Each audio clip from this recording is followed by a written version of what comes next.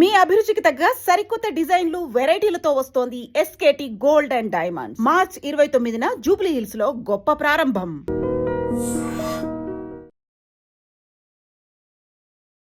రాధా ప్రశాంతి గారు, ఆమెకి టైగర్ అని మరో పేరుంది. అలాగే ఏ విషయాన్నైనా ముక్కుసూటిగా మాట్లాడడం ఆమె స్పెషాలిటీ.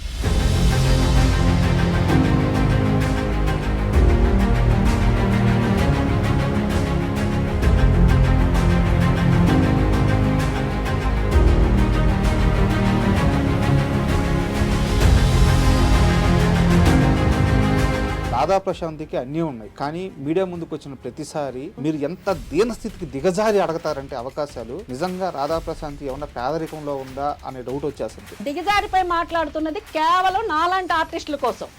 ఇప్పుడు నేను ఓపెన్ గా చెప్తున్నాను కదా, నాది ఒంటరి పోరాటం. నాకు ఏ క్షణాన నాకు లేపేస్తారో తెలియదు. అలాంటి అపార్ట్మెంట్లో నేను. మీ ఇంటి సమస్య ఏంది, మీ ఇంటి చుట్టూ ఏం జరుగుతుంది? ఆ వాచ్మెన్ ఫ్యామిలీ ఎంత ఇదంటే ఏ క్షణాన్ని చంపుతారో తెలియదు. వాళ్ళు డైరెక్ట్ అయితే వాళ్ళు మీ ఇంటి ఎదురుగా ఉండే బిల్డింగ్ లో వ్యభిచారం జరుగుతుంది. ఒక బిల్డింగ్ కాదు, అక్కడ నేను వంగు ఉంటే కూర్చుంటే నైటీల్లో ఉంటే. రాధా ప్రశాంతి మానసిక పరిస్థితి సరిగ్గా లేదు. ఒక రకంగా మీకు పిచ్చి అని చెప్పి ప్రచారం చేస్తారు. ఎవడు తెలీదు. ఈ అమ్మాయిల బిజినెస్ చేస్తున్న దీనికి ఒక ముద్ర వేసి దీని మానసిక పరిస్థితి బాగా లేదని చెప్పేసి అక్కడి నుంచి వెళ్ళగొడతామని. రాధా ప్రశాంతి తన కింద పనిచేసే ఒక వ్యక్తికి శారీరకంగా ఇబ్బంది పెట్టింది అని మీ మీద పోలీస్ స్టేషన్ లో ఎఫ్ఐఆర్ నమోదైంది. నిజమా అబద్ధం? ఆడు 15 తోలాల బంగారం ఎత్తుకుపోయాడు ఇంటి నుంచి. ఆ పని మనిషి కాదు, టచ్ అప్ బాయ్. ఇవన్నీ నేను వేసుకొని వచ్చి తీసి ఒక రుమాల్లో మూట కట్టుకొని ఇస్తే ఆడు అటు నుంచి అటే ఉడాయించాడు. పక్క రోజే పేపర్ లో మీరు వివరణ ఇప్పించేది చేశారు. ఇది రాసేటప్పుడు నీ దగ్గర ఎవిడెన్స్ ఉండాలి. అమీర్పేట చౌరస్తా సెంటర్ లో కాలర్ పట్టుకొని ఇలాగ ఈడ్చుకొచ్చా. ఎందుకే కదా మిమ్మల్ని టైగర్ అనేది. దగ్గరకు వచ్చారంటే రాధా ప్రశాంతి సినిమా షూటింగ్ నడుస్తున్నప్పుడు సెట్స్ లో ఎంతమంది మేనేజర్లను కొట్టారు? బట్టలు మార్చుకుంటుంటే దబా దబా దబా దబా కొడుతున్నాడు. నేను ఇక్కడే ఉంటాను, నువ్వు మార్చుకోవాలి, నేను ఇక్కడి నుంచి కదలను అన్నాడు. ఇలాగే ఒక్క తన్నాను. తన్నాక ఆ కాలు. హీరోయిన్ యమున గారితో మీకు ఏంటి గొడవ? ఈ పుకార్లన్నీ ఎవడు మరి. రాధా ప్రశాంతి నిజంగా మనసు విప్పి నిజాలు చెప్తే ఈ రోజు ఇండస్ట్రీలో పెద్ద పెద్ద స్టార్లుగా చలామణి అవుతున్న చాలా మంది బతుకులు రోడ్డు మీద పడతాయని చెప్పారు. నేను ఓపెన్ చేస్తే సీన్ సితారా అవుద్ది. ఇవి ఎవరికైతే కొట్టానో టాప్ ప్రొడ్యూసర్.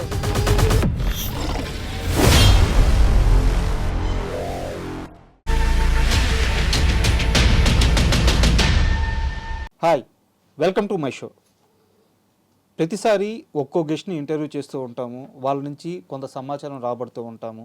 అవి జనాలకు ఇంట్రెస్ట్గా ఉంటూ ఉంటాయి. ఇది ఒక ఇంటర్వ్యూ ప్యాటర్న్. అయితే ఈరోజు నాతో ఉండే గెస్ట్ రాధా ప్రశాంతి గారు. ఇలా సింపుల్గా పేరు చెప్తే ఇంతకుముందు తరం వాళ్ళకి అర్థం అవ్వచ్చు, అయితే ఈ తరంలో ఉండే పిల్లలకి అర్థం కాకపోవచ్చు. కానీ రాధా ప్రశాంతి అంటే సాధారణ వ్యక్తి కాదు. రాష్ట్రపతి చేతుల మీదుగా అవార్డు తీసుకున్న వ్యక్తి. అలాగే 125 సినిమాలకు పైగా నటించిన వ్యక్తి. ఎన్నో అద్భుతమైన సీరియల్స్లో యాక్ట్ చేశారు. వీటన్నిటికీ మించి సినిమా ఇండస్ట్రీలో కష్టాల గురించి, సినిమా ఇండస్ట్రీలో ఆర్టిస్టుల సమస్యల గురించి తొలిసారి ముక్కుసూటిగా మూవీ ఆర్టిస్ట్ అసోసియేషన్ని ఎదిరించిన లేడీ. ఆమెకి టైగర్ అని మరో పేరుంది. అలాగే ఏ విషయాన్నైనా ముక్కుసూటిగా మాట్లాడడం ఆమె స్పెషాలిటీ. ఈరోజు ఈ ఇంటర్వ్యూ చాలా ఇంట్రెస్టింగ్గా ఉండబోతుంది. నాకు కాస్త భయంగా ఉంది. మరి ఇంటర్వ్యూ ఎలా వస్తుందో చూద్దాం. హాయ్ మేడం, నమస్తే. నమస్కారం అండి. కోపంగా ఉన్నారా, ప్రశాంతంగా ఉన్నారా? ప్రశాంతంగానే ఉన్నారా? రాధా ప్రశాంతి ఇంటర్వ్యూ పోతున్నాను అని చెప్పంగానే చాలామంది ఇచ్చిన సలహా ఏంటంటే కాలర్ ఉండే షర్ట్ వేసుకెళ్ళొద్దు. ఎందుకంటే ఇండస్ట్రీలో చాలామంది మగవాళ్ళని, చాలామంది మేనేజర్లని, చాలామంది జర్నలిస్టులని కాలరు పట్టుకొని కొట్టిన చరిత్ర కూడా సహకరించినట్టున్నారు. ఈయన ఎక్కడో డెప్త్కి వెళ్ళిపోయారు ఎన్ని ఏళ్ళ క్రితం. అది అందరినీ కాలరు పట్టుకొని కొట్టిన చరిత్ర రాధా ప్రశాంత్. ఇది జాగ్రత్తగా వెళ్ళి అన్నారు, అందుకే కాల్ వేసుకొని రాలేదు. అంత లేదండి, మీరు చెప్పండి. ఇంటర్వ్యూలోకి వెళ్ళే ముందు ఎందుకు మిమ్మల్ని అందరూ ఒక టైగర్, ఒక ఫైర్ బ్రాండ్ ఇలా పిలుస్తారు? నిజంగా అంటే ఏమంటారు, నిజాయితీగా ఉండి నిజం మాట్లాడే వాళ్ళకి అదొక బిరుదులా అనుకుంటే, నిజం అంటే సత్యంలో బ్రతుకుతున్న వాళ్ళకి కొంతమంది పిచ్చోళ్ళ లెక్క కూడా ట్రీట్ చేస్తారు. ఎందుకంటే నిజం మాట్లాడకూడదు, వాస్తవాల్లో బ్రతకూడదు. ఉన్నది ఉన్నట్లు మాట్లాడితే ప్రపంచంలో కొంతమందికి కొన్ని విధాలుగా వాళ్ళు చూపు బట్టి ఉంటుంది కదా. ఇప్పుడు ఈ గ్రీన్ కళ్ళద్దాలు పెట్టుకుంటే అవతల వ్యక్తులు గ్రీన్గా కనిపిస్తారు, బ్లాక్ పెడితే బ్లాక్గా కనిపిస్తారు, మీలాగా ప్లెయిన్ పెడితే మంచిగా క్లారిటీగా కనిపిస్తారు. అలాగే వ్యక్తిత్వం ఉన్న మనుషులు అంటే ఇన్ దట్ సెన్స్ వ్యక్తిత్వం అంటే వాస్తవాల్లో బ్రతకటం. నా భాషలో వ్యక్తిత్వం అంటే చాలా మీనింగ్స్ ఉండొచ్చు, క్షమించాలి నన్ను. కరెక్ట్ వ్యక్తిత్వం అంటే దాని ఫుల్ ఫామ్ కూడా చాలామందికి, నాకు కూడా తెలీదు. అంటే నాకు తెలిసినంత వరకు ఎన్ని కష్టాలైనా కూడా బేర్ చేసుకుని ఒంటరి పోరాటం. ఇంకాస్త డెప్త్లోకి వెళ్ళే ముందు ఒక్కసారి మీరు నటించిన సినిమాల్లో ఒక టాప్ 5-6, మీరు యాక్ట్ చేసిన సీరియల్స్లో ఒక టాప్ 5-6 ఒక్కసారి మీ నోటి మీద చెప్తే వింటాం. నేను ఫస్ట్ సీరియల్ అయితే అన్వేషిత, అది ఈటీవీ ఛానల్ స్టార్ట్ అయ్యింది అన్వేషిత సీరియల్లో. అందులో కాత్యాయని క్యారెక్టర్ చేశాను. తర్వాత మూవీస్లో అంటే రామానాయుడు గారిది పరువు ప్రతిష్ట, సురేష్ ప్రొడక్షన్స్, సిస్టర్ క్యారెక్టర్. అంటే అది ఫస్ట్ నేను హీరోయిన్గా శ్రీదేవి నర్సింగ్ హోమ్ అని గద్దాడ ఆనందబాబు గారి డైరెక్షన్లో హీరోయిన్గా చేశాను.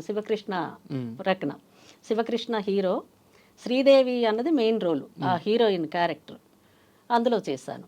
ఇది రిలీజ్ అవ్వడం లేట్ అయితే వీళ్ళు పరువు ప్రతిష్టలో సిస్టర్ క్యారెక్టర్ సుమన్కి, సురేష్కి, శ్రీ విద్య మదర్ క్యారెక్టర్. అందులో మీరు చేయండి అమ్మ పెద్ద బ్యానరు, ఇందులో ఎంటర్ అయితే నెక్స్ట్ ఏదైనా అయితే వాళ్ళ దృష్టిలో మీరు ఉంటారంటే. యాక్చువల్లీ కొన్ని క్యారెక్టర్లు నేను వస్తే కూడా నాకు సిస్టర్ చేస్తే మళ్ళీ హీరోయిన్గా ఇవ్వరని చెప్పేసేసి వదులుకున్నవి కూడా ఉన్నాయి, పెద్ద పెద్ద బ్యానర్లో పెద్ద టాప్ హీరోల పక్కన. సో ఆ విధంగా పెళ్లి పందిరి కోడి రామకృష్ణ గారి డైరెక్షన్లో, అది మంచి హిట్. తర్వాత గోకులంలో సీత, ముత్యాల సుబ్బయ్య గారి డైరెక్షన్లో పెళ్లి చేసుకుందామరా, అదొక లైక్ కామెడీ. అలాగనమాట. కొన్ని మధ్యతరగతి మహాభారతం అని పద్మాలయ స్టూడియో వాళ్ళు తీసిన 3 హీరోయిన్లో వన్ ఆఫ్ ది హీరోయిన్, అందులో శివాజీ రాజా కాంబినేషన్.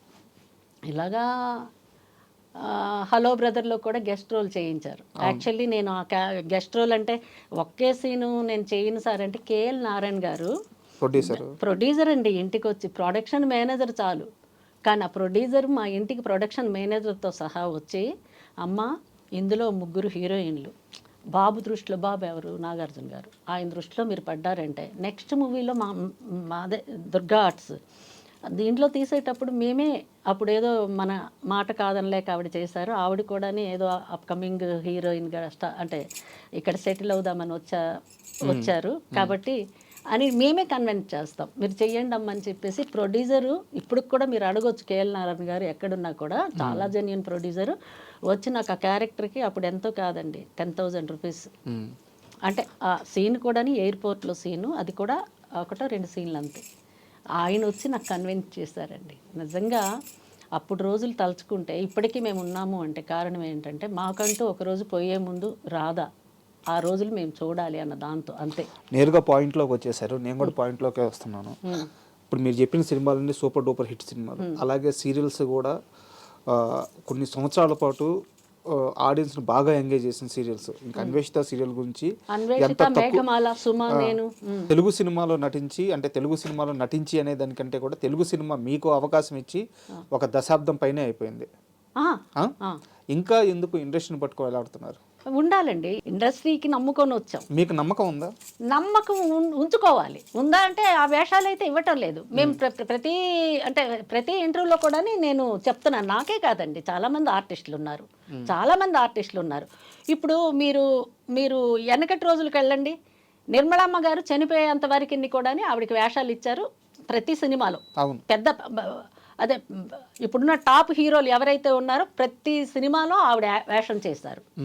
మరి అప్పుడున్న ప్రతి ఆర్టిస్టులకి పోయేంత వరకు అక్కడ ఏజ్ బార్ కాదండి, ఆ ఏజ్కి తగ్గట్టు క్యారెక్టర్లు. ఇప్పుడు మేము ఎక్స్పెక్ట్ చేసింది మేమేదో క్యాట్ వాక్ చేస్తామని చెప్పేసి మేము ఆ క్యారెక్టర్లు అడగకూడదు కూడా. మాకు సూట్ అయ్యేవి మాకు ఉంటాయి. మాలాంటి ఆర్టిస్టులు చాలా మంది ఉన్నారు. ఇంద్రనగర్, కృష్ణానగర్, ఏముంది ఇంద్రనగర్, కృష్ణానగర్ ఏంటి, మన హైదరాబాద్లో తెలంగాణ నుంచి అటు ఆంధ్ర నుంచి ఇటు ఎన్నో రాష్ట్రాల నుంచి వచ్చిన వాళ్ళు ఇక్కడ ఉన్నారు. ఎంతోమంది ఇప్పుడు వేషాలు లేక జూనియర్ ఆర్టిస్టులకి వెళ్తున్నారండి. కార్డులు ఉన్న వాళ్ళకి ఓకే, కార్డులు లేకపోయినా రోజుకి ఇంత అని చెప్పేసి చచ్చినోడి పెళ్ళికి వచ్చినంత కట్నం. కార్డు ఉంటే వాళ్ళకి రోజు 1000 డబుల్ వర్క్ చేస్తే 2000 ఇస్తారు. ఈ మామూలు వాళ్ళు రోడ్డు మీద నిల్చొని ఉంటే ఎవరికో తీసుకెళ్తున్నారు, వాళ్ళకి అక్కడ మేనేజర్లు ఉంచుకున్నది కొంత, వీళ్ళకి ఇచ్చింది ప్రసాదం లాగా ఎంతో ఇస్తే తీసుకుంటున్నారు.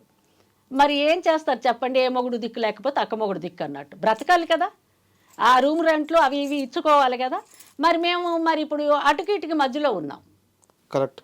ఇందాక నేను అడుగుతా, ఎందుకు ఇండస్ట్రీని పట్టుకొని ఇంకా వేలాడుతున్నారు అన్న. యాక్చువల్గా అది రాంగ్ వర్డ్, అనకూడదు, వాంటెడ్గానే అన్నాను. ఎందుకు అన్నాను అంటే, కడుపు నింపుకోవడానికి ఇబ్బంది పడే ఒక జూనియర్ ఆర్టిస్ట్ కెమెరా ముందుకు వచ్చి ఎందుకు మీరు అవకాశాలు ఇవ్వరు అని అడిగితే, మీ స్థాయిలో అడిగితే ఓకే అనుకోవచ్చు.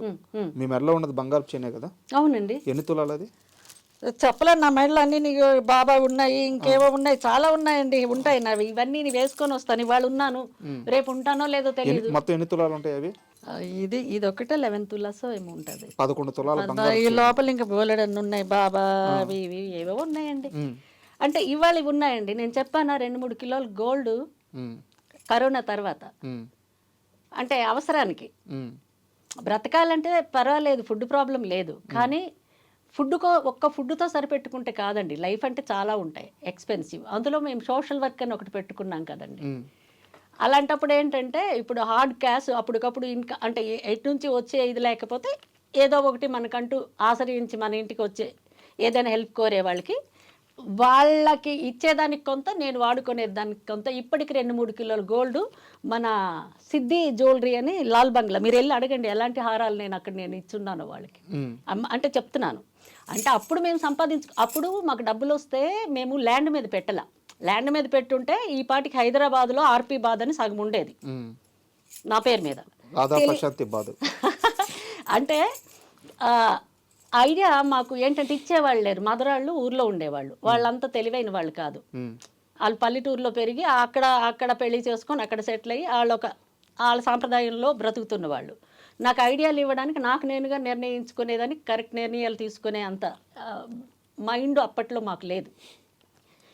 టెంప్ట్ అయిపోయి ఆ గోల్డ్ 999 బిస్కెట్లు కొనుక్కొని, ఒక బిస్కెట్ 2 బిస్కెట్లు అలా పెట్టుకొని లాకర్లో పెట్టుకొని, ఆ తర్వాత అవి మెల్ట్ చేసి ఫ్లైట్లో వెళ్ళేటప్పుడు డిజైనర్ బుక్స్ అని, Calcutta, Bombay the best designer books అని, జ్యువెలరీ, శారీసు, స్టడీకి అని పెడతారు కదా, అందులో ఒకటి ఫోటో తీసుకోవడం, అది చేపించుకోవడం అలాగనమాట. ఇప్పుడు అవసరానికి ఈరోజు నేను వేసుకున్నాను, మీరు అడిగారు ఎందుకు నేను చెప్తున్నాను అంటే, ఈరోజు కాబట్టి ఇప్పుడు నేను లైవ్గా బ్రతికున్నాను కాబట్టి నా ఒంటి మీద వేసుకున్నాను అన్న తృప్తి ఉంటుంది. రేపు ఇది ఉండొచ్చు, లేదా అవసరానికి అమ్మివచ్చు. అది నేను ఈ ప్రశ్న అడగడానికి కారణం, నాకు ఇప్పటికీ అర్థం కాంది, కనీసం 5-6 కేజీల బంగారం మీకు ఉంది. ఫిలిం నగర్లో సొంత ఇల్లు ఉంది, క్యాష్ పరంగా కూడా ఇబ్బంది లేదు, రాధా ప్రశాంత్కి అన్నీ ఉన్నాయి.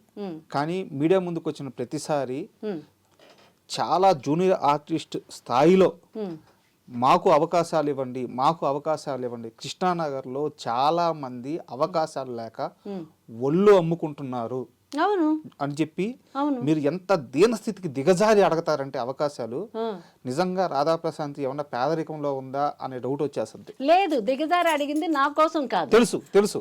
ఇప్పుడు ఆర్టిస్టులు మానాలు ప్రాణాలు కాపాడుకునే దానికి వాళ్ళు, అంటే ఈ ఇండస్ట్రీకి వచ్చి సరే పోయింది పొల్లు ఉన్నది గట్టి, మానాలు పోగొట్టుకున్న కమిట్మెంట్స్ అని ఇంకొకటని ఆఫర్లు అయితే ఇవ్వాలి కదా, అలా కూడా వాడుకొని ఆఫర్లు ఇవ్వకుండా వదిలేసిన చరిత్రలు ఉన్నాయా కాదు, క్వశ్చన్ మార్క్ కాదు. ఎవరైనా చెప్తారా? దొంగతనానికి వచ్చిన వాడు నేను దొంగతనం చేస్తున్నానంటే ఐ డ్రీమ్లోనూ పబ్లిసిటీ చేసి స్క్రోలింగ్ చేసి ఎవడైనా వస్తాడా? అలాగే పోయేది కూడా అంతే.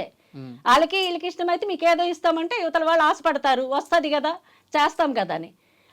I5లో ఉంటే అండర్స్టాండింగ్స్ వాళ్ళు అవి కోర్టుల్లో ఉంటాయి, అవి పబ్లిసిటీ కాదు. ఈ చిన్నవి ఏంటంటే మొగమాటానికి వెళ్తే ఏదో కడుపు వచ్చింది అన్నట్టు అటు చెప్పుకోలేరు, ఇటు బలవంతంగా చావలేరు, బ్రతికుండలేరు. అలాంటివి కొన్ని ఉన్నాయి. మరి ఎంతోమంది నా దగ్గరకు వచ్చి చెప్తుంటారు, అమ్మ ఇలా జరిగింది అలా జరిగింది. ఏం చేయాలి నేను ప్రొడ్యూసర్నా డైరెక్టర్నా? నాకే డిఎం లేదు. వేషాలు వేస్తామంటే మాకే గుర్తింపు లేదు. స్టేజ్ నుంచి వచ్చాము, అయ్యో అదే ఏది ఏదైనా క్యారెక్టర్ డబ్బులు మీరు ఎంత ఇచ్చినా పర్వాలేదు, అక్కడ డిమాండింగ్ ఏమి ఉన్నది ఎంతైనా ఆర్టిస్ట్కి ఏముంది వాళ్ళ బడ్జెట్కి బట్టి ఇస్తారండి. మనం డిమాండ్ చేసే రోజులు కావు ఇవి. అసలుకైతే ఇంక తిరిగిచ్చి కూడా యాక్ట్ చేసిన వాళ్ళు ఉన్నారని ఆ మేనేజర్లు వాళ్ళు వీళ్ళు ఇంక వేరేగా మాట్లాడుతున్నారు. ఎదురు కూడా ఇచ్చి కూలిచ్చి కొట్టించుకోవడం అంటారు నా భాషలో. అపార్థాలు చేసుకోకండి. ఎందుకంటే అది ఇప్పుడు ఇస్తున్నారంటే చేస్తున్నారు. మరి తిరిగిచ్చి చేయించుకున్న వాళ్ళు ఎలాంటి వాళ్ళు మరి తీసుకున్న వాళ్ళకే తెలియాలి.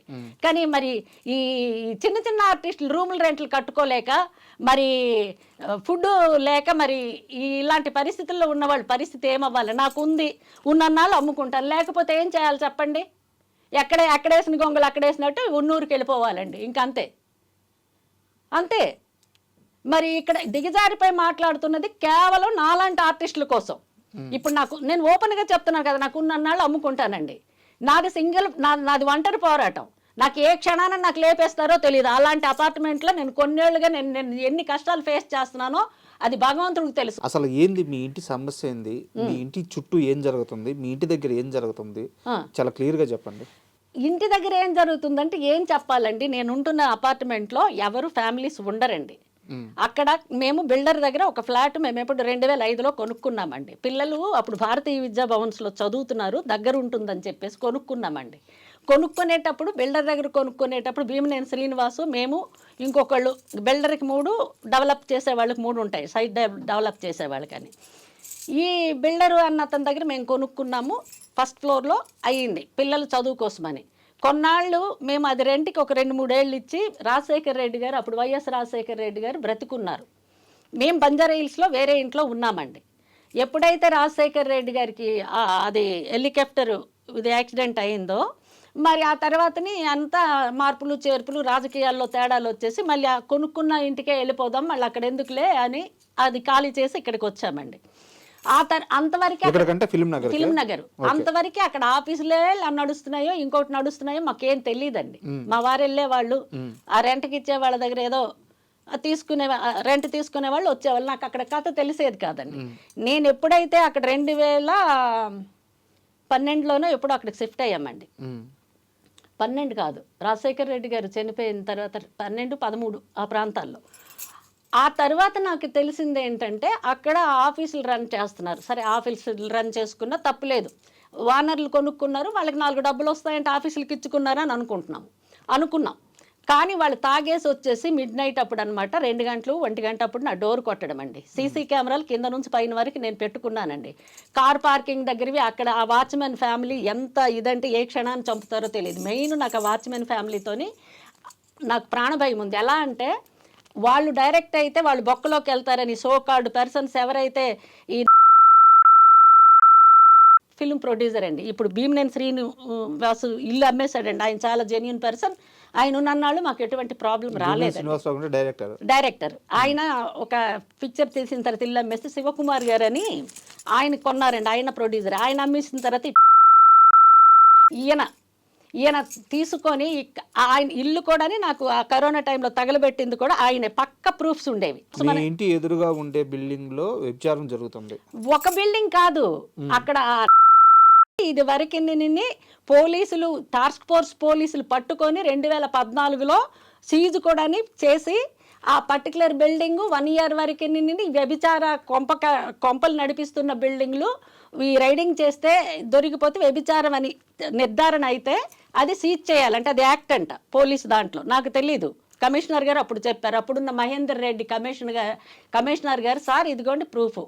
నాకు చాలా మెంటల్గా నా ఇంటి ముందు సీసీ కెమెరాలు పెట్టి వాళ్ళు నేను వంగు ఉంటే కూర్చుంటే నైటీల్లో ఉంటే కనిపిస్తున్నట్టు కిచెన్కి, బెడ్రూమ్కి, బాత్రూమ్ కూడా వదలకుండా బాత్రూమ్కి కూడా కెమెరాలు వాడింటికి పెట్టి, వాడింటికి పెట్టి, కిచెన్కి ఈ పక్కన అవన్నీ చూస్తే ఆ సీసీ కెమెరాలు ఫుటేజ్తో సహా నేను అప్పుడు వెళ్ళి కంప్లైంట్ ఇస్తే అదేంటో వెళ్ళి చూడండి అవి రిమూవ్ చేయండి అని చెప్పేసి ఆయన రాశారండి. రిమూవ్ చేయాలి కదండి. రిమూవ్ చేయకపోగా ఇప్పుడు కమిషనర్ కానీ హోమ్ మినిస్టర్ కానీ చీఫ్ మినిస్టర్ కానీ వెళ్తే వాళ్ళు కరెక్ట్గా గైడ్ చేస్తారండి. అంటే ఎవరికి వాళ్ళు అప్డేట్ చేస్తారు? ఏరియా పోలీస్కి. కాదు మేడం, ఒక్క నిమిషం. మీరు చెప్తుందంతా 2014లో సంగతి. సరే, ఇప్పుడు కూడా అదేనండి. ఇప్పుడు కూడా జరుగుతుంది. అవునండి. మీ ఇంటి చుట్టుపక్కల ఇంకెవరు? మా ఇంటి చుట్టుపక్కల ఎవరుంటారు? ఇటు పక్క ఉన్నవాడు డెవలప్కి ఇచ్చిన వాడు, వాళ్ళ బ్రదరే అక్కడ వచ్చేసి వ్యభిచారం కొంపలు నడిపిస్తున్నది. మీరు చెప్తుంది ఎంత ఆశ్చర్యంగా ఉందంటే, గత 15 సంవత్సరాలుగా హైదరాబాద్ నడిబొడ్డు ఫిల్మ్ నగర్ అంటే హైదరాబాద్ లో అద్భుతమైన డెవలప్ అయిన ఏరియా. దాంట్లో యథేచ్ఛగా వ్యభిచారం జరుగుతూనే ఉంది. పోలీసులు, మీడియా, ఇంత పెద్ద వ్యవస్థ ఎవరు దీన్ని ఆపట్లేదు. అందరూ దీన్నే ప్రోత్సహిస్తున్నారు, అందరూ వీళ్ళకే సహకరిస్తున్నారు. కాదండి, మీరు రాంగ్ గా మాట్లాడతారు. సహకరించడం కాదు, ప్రోత్సహించడం కాదు. మా ఎదురుగా గెస్ట్ హౌస్ ఉంది. ఇప్పుడు మీరు పంపించిన కారు అతనికి అడగండి, ఆ గెస్ట్ హౌస్ వాళ్ళు పట్టించుకోరు. అక్కడే పోలీసులు ఆపాలి కదా మరి. పోలీసులు ఎందుకు ఆపుతారండి? ఎవడో అన్నం తిన్నవాడు ఒకడు ఉంటాడు, లేకపోతే సిన్సియర్ గా ఉన్న వాళ్ళు 100 మంది ఉండొచ్చు. అక్కడికి వచ్చిన వాళ్ళు రైడింగ్ లో పట్టుకొని నేను వీడియోలు తీస్తుంటే, ఈ వీడియోలు తీసిన వాళ్ళు పిచ్చోళ్ళు, లంచం తీసుకున్న వాళ్ళు తెలివైన వాళ్ళు అన్నట్టు రైడింగ్ లో పట్టుకొని కేసులు కూడా బుక్ చేయకుండా వెళ్ళిపోతుంటే కొన్ని 100 సార్లు అట్లా జరిగిందండి. మీకు నేను వీడియోలు చూపించిన, నా ఫోన్లో ఉన్నాయి, చూస్తారా? ఇప్పుడు లవిలో వెళ్ళిపోతారండి లంచం తీసుకొని. ఆ తర్వాత వెళ్ళి ఏమండి మీరు కేసు ఎందుకు బుక్ చేయలేదు? మరి అక్కడ పట్టుకున్నారు కదా, ఏం జరిగిందంటే ఎస్ఐ అప్పుడు ఉన్నాడు, రాత్రి ఒకడు నైట్ డ్యూటీలో ఉన్నాడు, పగలు ఒకడు ఉన్నాడు, అతను వస్తారా వీళ్ళు వస్తారా, ఇలాగ నేను ఎన్నేళ్ళు తిరగాలండి. నేను తిరిగేదాన్ని కాను. వ్యభిచారం చేసుకుంటే వాడి పాపం పండేటప్పుడు వాడే దొరుకుతాడు. నేను సింగిల్, నేను ఒంటరిగా ఉంటున్నాను అక్కడ. నన్ను అక్కడ నుంచి వెళ్ళగొట్టాలని చెప్పేసి వాచ్మెన్కి చెప్పి దాడులు చేయటం. వాళ్ళ కొడుకు డ్రగ్స్ బిజినెస్, ఆ అమ్మాయిలకి తీసుకొచ్చి సెటప్లు చేసేది ఆవిడే. కొంతమంది అయితే బయట నుంచి వస్తారు, వీళ్ళు కింద మీద పడతారు. నాకు మీరు మీ ఇష్టం, మీరు పడండి. దొరకనంత వరకే దొరికితే దొంగ వాళ్ళు కానీ, మీరు కానీ, నేను కానీ, ఎవరం కానీ. మొన్నటికి మొన్న దాడులు చేసి నా కూతురికి నాకు భయంకరంగా తిట్టింది. ఇక్కడ లేని నా కూతురుకు కూడా, ఎక్కడో అమెరికాలో చదువు కోసం వెళ్ళిన కూతురుకు కూడా భయంకరంగా తిట్టింది. అలాంటి వాళ్ళకి కరోనా రావాలి యాక్చువల్లీ చెప్పాలంటే. అలాంటి వాళ్ళు మూటలు కట్టుకొని వెళ్ళాలి. భగవంతుడు పాపి చిరాయు అంటారు. అలాంటి వాళ్ళకి భూమి మీద ఉంచేసి నాలాంటి వాళ్ళకి టార్గెట్ ఏ జన్మలో మేము చేసుకున్న కర్మలో ఈ జన్మలో మేము పడుతున్నామండి. ఎందుకు పట్టరు? ఎందుకు? ఎదురుగా గెస్ట్ హౌస్ పక్కన ఆ వ్యభిచారం చేసిన వాడు బ్రదరే ఉన్నాడు. ఇటు పక్క కొంపలో మరి ఎవరు ఉంటున్నారో ఏంటో తెలీదు. అసలు జూబ్లీ హిల్స్ లో ఈ ఇంట్లో చేస్తే ఆ ఇంటి వాడు పట్టించుకోడు. ఈ ఇంట్లో మర్డర్ జరిగితే సాక్ష్యం ఎదురింటి వాడో పక్కింటి వాడో వచ్చి చెప్పడు. మనకెందుకు? రేపు పొద్దున్న లేని పని కోర్టుకు వెళ్తే కూడా మనం ప్రతిసారి వెళ్లాల్సి వస్తుందని. ఎవడండి జూబ్లీ హిల్స్ లో పట్టించుకుంటాడు? జూబ్లీ హిల్స్ లో అంతమందికి పట్టందంటే పట్టించుకోరు. I5 ప్రదేశంలో ఉంటే వాళ్ళ ఇంట్లో వాళ్ళ కొంపలో ఏం జరిగితే ఈ కొంపకి తెలియదు, ఈ కొంపలో ఏం జరిగితే పక్క కొంపకి తెలియదు. పట్టించుకుంటే నా పరిస్థితి ఎందుకు ఇలా ఉంటుంది? మొత్తం ఎన్నేళ్ళ నుంచి పోరాటం చేస్తారు? ఈ పోరాటం గత కొన్నేళ్లుగా చేస్తున్నాను. పోనీ అమ్మేసి ఇమీడియట్ గా వెళ్దామంటే ఎక్కడైనా నాకు తగ్గ ఇల్లు దొరకాలి, అది కూడా అఫీషియల్ గా ఉండాలి. 100 మందికి ఒక 4గురికి అగ్రిమెంట్ చేసేసి ఆ తర్వాత 5వ దాన్ని నాకు చేస్తే రేపు పొద్దున్న బ్రతుకు బస్ స్టాండ్ అయిపోయి మీ మీడియా దగ్గరకు వచ్చి కూర్చొని నాకు అన్యాయం జరిగింది మహాప్రభావం అని బొరకొట్టుకోవాలి. అదొక భయం ఉంటుంది కదా. ఉన్నది పోయే, ఉంచుకున్నది పోయే. ఇలాంటి సిచ్యువేషన్ లో నేను ఉన్నానండి. మీకు తెలియదు రాజా గారు, మీరు ఒకసారి రండి, అక్కడ రండి. అక్కడ ఆఫీసులు ఉన్నాయా, ఫ్యామిలీస్ ఉన్నారా, పద్ధతి గల వాళ్ళు ఉన్నారా, లేకపోతే ఎలాంటి వాళ్ళు ఉన్నారో మీరు దయచేసి మీకు రిక్వెస్ట్ చేస్తాను. రాధా ప్రశాంతి మానసిక పరిస్థితి సరిగ్గా లేదు. ఒక రకంగా మీకు పిచ్చి అని చెప్పి ప్రచారం చేశారు. ఎవడు? తెలీదు అంటే న్యూస్ ఎందులో వచ్చింది? పేపర్లో వచ్చిందా? లేకపోతే ఎవడు? ఈ బ్రోకర్లు ఉన్నారు కదా, ఈ అమ్మాయిలకి సెటప్లు చేసిన బ్రోకర్లు ఎవడైనా చెప్పాడా? మానసిక పరిస్థితి బాగా లేదనేటప్పుడు నా కొడుకు దగ్గర ఎవడైతే మీకు చెప్పాడో, ఎక్కడైతే మీరు సమాచారం సేకరించారో అలాంటి వెధవల దగ్గర ఒక సర్టిఫికేట్ ఉండాలి. డాక్టర్ ప్రచారం జరిగిన మాట వాస్తవమా కాదా? లేదు, వాస్తవం ఎలా అవుతుంది? ఎక్కడ ప్రచారం జరిగింది? నేను అది నిజమా అని నేను అనట్లేదు. మీ పైన అలాంటి నింద వేసింది నిజమా కాదా? ఆ నింద వేసింది నిజమే అని చెప్పేసేసి అనడానికి ఈ అమ్మాయిల బిజినెస్ చేస్తున్న సోకాల్డ్ పర్సన్స్ మాత్రం ఇలాంటి ఒక బ్రాండ్, దీనికి ఒక ముద్ర వేసి దీని మానసిక పరిస్థితి బాగా లేదని చెప్పేసి అక్కడ నుంచి వెళ్ళగొడతామని ఆ వాచ్మెన్ పెళ్ళం పదే అదే ఈ మాట అన్నది, ప్రయత్నం చేశారు. ఆ మాట అయితే మాత్రం పదే ఆవిడ ఈ మాట, ఇగో నా దగ్గర వీడియోలు కూడా ఉన్నాయి. నీకు ఇక్కడి నుంచి వెళ్ళగొట్టాలంటే నీకు మానసిక పరిస్థితి బాగాలేదన్న ఒక్క మాట చాలని చెప్పేసి అన్న వీడియో కూడా నేను రికార్డ్ చేస్తున్నాను. ఏమండి, మానసిక పరిస్థితి బాగాలేదని నిజాలు మాట్లాడి నీతిగా బ్రతికే వాళ్ళందరినీ మానసిక పరిస్థితి బాగాలేదు, ఇవి మా జీవితాల మీద వేసిన బురదలు కావా, మా మీద వేసిన మచ్చలు కావా? అక్కడ అమ్మాయిలు బిజినెస్లు చేస్తున్నారు, ఒక వాచ్మెన్ ఫ్యామిలీలకు పెట్టున్నారు, వాళ్ళ 3 కూతుర్లని దాడులే, రాత్రులు లైట్లు తీసేయడం ఎవడికి తీసుకురావడం, ఆడెవడో తెలియదు ఆకాశరామన్న హైదరాబాద్ కేంద్రం చూద్దామంటే నా సీసీ కెమెరాలు పనిచేయకుండా వైర్లు కట్ చేసేయటం, ఇలాంటి దారుణం నా మీద జరుగుతుంది. మానసిక పరిస్థితి బాగాలేదన్న వాళ్ళు ఎవరు వాళ్ళకి చెప్పించుకొని కొట్టాలి. ఇప్పుడు ఏకే పాల్ గారు నిజం మాట్లాడితే ఆయనకి కూడా కొన్నాళ్ళు ఫుట్బాల్ ఆడుకున్నారు, మీడియా వాళ్ళు కానీ బయట వాళ్ళు కానీ. కేఏ పాల్ గారు మరి మంచిగా మాట్లాడి సొసైటీకి మెసేజ్ ఇచ్చిన వాళ్ళు అందరూ మానసిక పరిస్థితి బాగాలేకపోతే, ఈ డబ్బు కమ్ముడు పోయిన వాళ్ళు, ఈ లంచాలు కమ్ముడు పోయిన వాళ్ళు, బిజినెస్ చేసిన వాళ్ళందరినీ మంచి వాళ్ళేనండి. వీళ్ళ మానసిక పరిస్థితి బాగుంటే మరి వాళ్ళు ఆ పనులు ఎందుకు చేస్తున్నారు చెప్పండి? అలాంటి పనులు చేయకూడదు. మా మానసిక పరిస్థితి బాగాలేదన్నారు, సరే మంచికన్నారో చెడుకన్నారో నేను అగ్రి చేయను, కానీ వాళ్ళ మీదే వదిలేస్తున్నాను. ఇంటి విషయంలో నరకం అనుభవిస్తున్నారు. ఈ ఒక రోజు 2 రోజుల నుంచో కాదు, కొన్ని ఏళ్ళండి, 10-15 ఏళ్ళుగా మీరు ఈ నరకం అనిపిస్తున్నారు, అర్థమవుతుంది. ఈ విషయం మీద ఈరోజు ఇంత ఓపెన్ అయ్యారు కాబట్టి చాలా ఏళ్ళుగా పోరాటం చేస్తున్నారు. ఎక్కడైనా మీకు ఈ విషయం మీద న్యాయం జరగాలని అనుకుంటున్నాను. బట్ ఇక్కడ నాకు చిన్న డౌట్ చెప్పండి. మీ మానసిక పరిస్థితి అనేది వాళ్ళు క్రియేట్ చేసింది, ఓకే అర్థమవుతుంది, మీరు చెప్తుంటే క్లియర్గా అర్థమవుతుంది. కానీ న్యూస్ పేపర్లో రాధా ప్రశాంతి తన కింద పనిచేసే ఒక వ్యక్తికి నరకం చూపించి చిత్రహింస పెట్టి అతన్ని శారీరకంగా ఇబ్బంది పెట్టింది అని మీ మీద పోలీస్ స్టేషన్లో ఎఫ్ఐఆర్ నమోదైంది. నిజమా అబద్ధం? ఎఫ్ఐఆర్ 100 మంది ఇప్పుడు వాళ్ళ ముఖాన్ని ఎంతో కొంత వేస్తే ఎవిడెన్స్ లేకుండా ఎవడైనా ఎఫ్ఐఆర్ చేయొచ్చు, కానీ ఎవిడెన్స్ ఉండాలి.